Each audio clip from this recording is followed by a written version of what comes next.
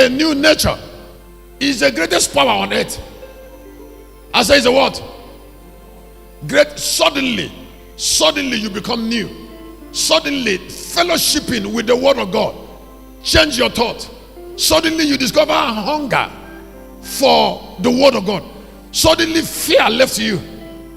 I said suddenly fear left you. Somebody told me something that touched me.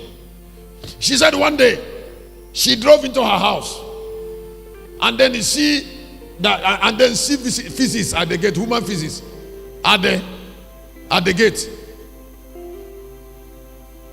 He said quickly she called the security and said, come and take these feces out.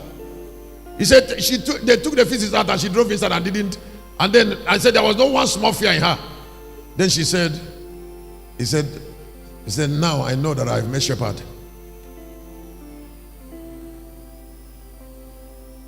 She told me.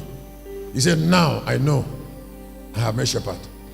He said, if it before that she met me and she saw feces in her house,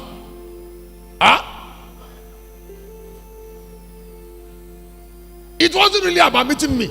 It's about what the Bible said in the book of Daniel. It's about keep on imparting her heart with the life-giving word of God, and then the word of God constantly dissolved that in her heart, and then fear left.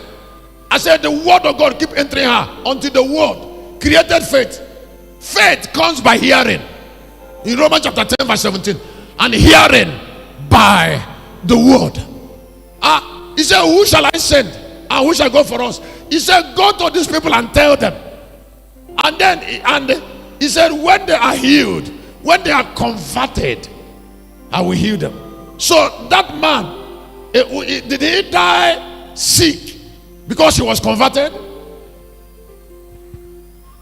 How does sickness dwell in a converted life? It's not possible. There cannot be Satan and God in somebody's life at the same time. Let me say it again. I said there cannot be Satan and God in somebody's life at the same time. Now, if there is fear, then God in the world is not around. I said, God where? In the world. This is something that Satan do to believers. He made them to ignore the sanctifier in 17:17 of the book of John and begin to dwell in abstinence. I believe in abstinence, but abstinence cannot make you a child of God. There must be birth by the incorruptible word, and after birth there must be continuous impartation. The only divine approved sanctifier is the word. You will never be clean outside the word.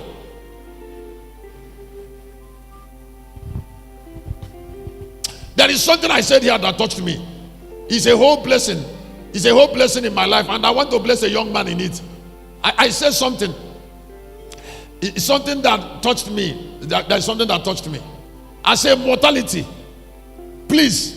I say mortality can put on immortality. And I will it's like I'm losing it.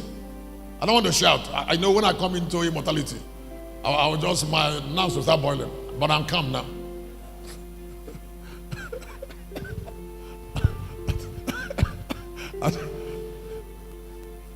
I'm sharing something very calm in very short moment on mortality can put on immortality. It is there in 1 Corinthians chapter 15, 51 to 54. Kennedy, you don't have it? Mortality can put on immortality. That's what I'm sure. You've not brought it. Mortality can put on. Now, please, I would like you to look at this for 30 seconds. If this statement is correct, it means that we can kill sickness.